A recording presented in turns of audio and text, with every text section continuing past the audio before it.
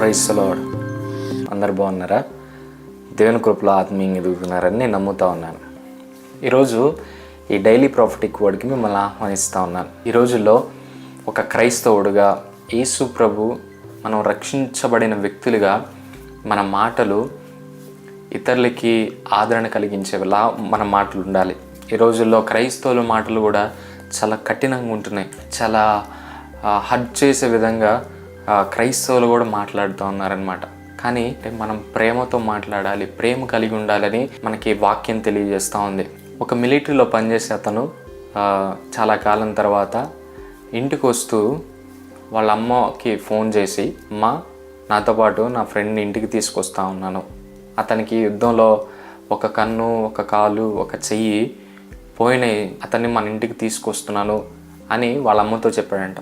అయితే వాళ్ళ అమ్మ అందంట, అవునా, అలాంటి వ్యక్తిని మన ఇంటికి ఎందుకు నానా అని ఒక మాట అని, సర్లే తీసుకురా, ఒక 2-3 రోజులు ఉండి వెళ్ళిపోతాడు కదా అని అందంట. అయితే ఇతనికి అర్థమైంది ఏంటంటే, ఒక కన్ను, ఒక కాలు, ఒక చెయ్యి లేని వ్యక్తిని ఆమె చూసుకోలేదు అతన్ని అని చాలా బాధపడ్డాడంట.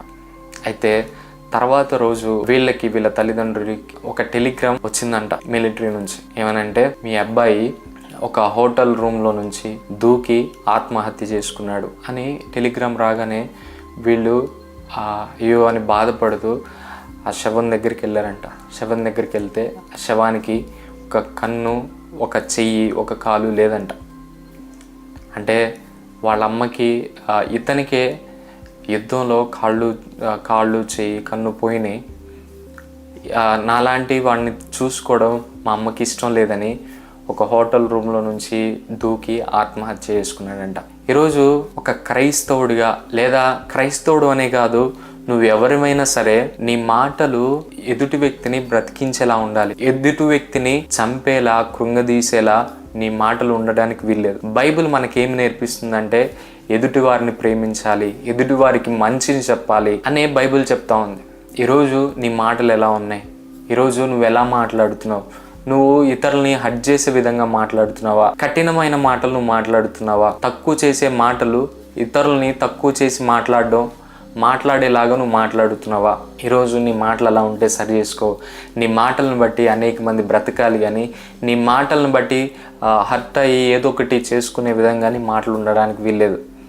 బైబిల్ మనకు అదే బోధిస్తూ ఉంది. బైబిల్ గ్రంథంలో కొన్ని వచనాలు మన మాటలు ఎలా ఉండాలి, ఎదుటి వారి పట్ల ఎలా ప్రేమ కలిగి ఉండాలో అవి మనకు నేర్పుతున్నాయి, చూపిస్తున్నాయి. 1 యోహాను రాసిన పత్రిక 3వ అధ్యాయం 14వ వచనంలో ఇలా ఉంది ఏంటంటే, మనం తోటి వారిని ప్రేమిస్తే మరణంలో నుండి జీవంలోకి దాటి ఉన్నాము. ఎదుటి వారిని మనం ప్రేమించడం ద్వారా మనం మరణంలో నుంచి జీవంలోకి దాటిన వారిగా మనం ఉంటామంట. ఏంటంటే, మిగులు అల్పులైన ఈ నా సహోదరులో ఒకరికి చేసితిరి గనుక నాకు నువ్వు చేసినట్టే అని మనలో ఈ మాట యేసు ప్రభు చెప్తున్నాడు. అల్పులైన, పేదవారైనా కానీ, బలహీనులైన వ్యక్తులకు కానీ మీరు ఒకవేళ వాళ్ళకి మంచి చేస్తే ఆ మంచి మీరు నాకు చేసినట్లే అని యేసు ప్రభు ఈ మాటలు చెప్తున్నట్టు మనం చూస్తాం. 1 తెస్సలోనికీయులకు రాసిన పత్రిక 3వ అధ్యాయం 13వ వచనంలో ఈ మాట ఉంది ఏంటంటే, కనుక మేలు చేయుట యందు, ప్రేమ చూపుట యందు అలయక యందుము, మేలు చేయుటలో విసుకోవద్దు.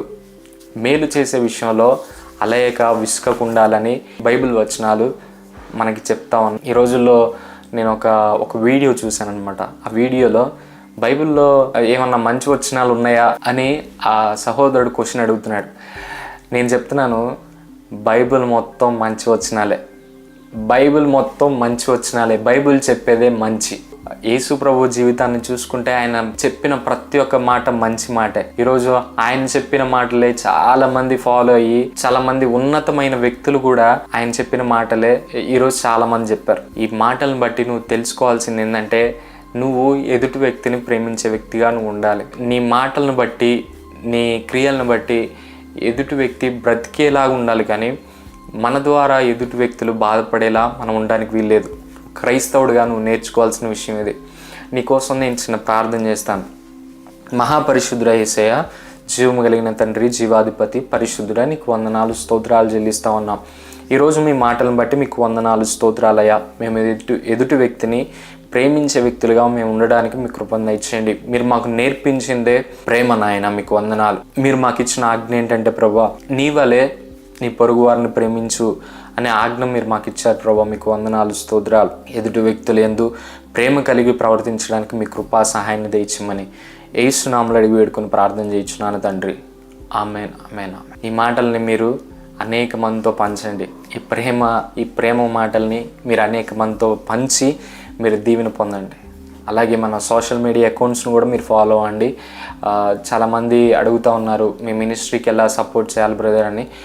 మేము వీడియోస్లో ఈ ఫోన్పే నెంబర్స్ ఏమి వేయట్లేదు, కానీ ఒకవేళ మీరు ఈ మినిస్ట్రీకి సపోర్ట్ చేయాలి, ఈ మాటల ద్వారా మీరు దీవించబడుతున్నారు అని మీరు అనుకుంటే, మీరు సపోర్ట్ చేయాలనుకుంటే మా వాట్సాప్ నెంబర్స్ ఉంటాయి. వాట్సాప్ నెంబర్స్కి మీరు కాంటాక్ట్ అవ్వచ్చు. తద్వారా మేము ఈ మినిస్ట్రీకి మీరు ఎలా సహాయపడగలరో మేము మీకు తెలియజేస్తాం. Thank you. God bless you. Praise the lord.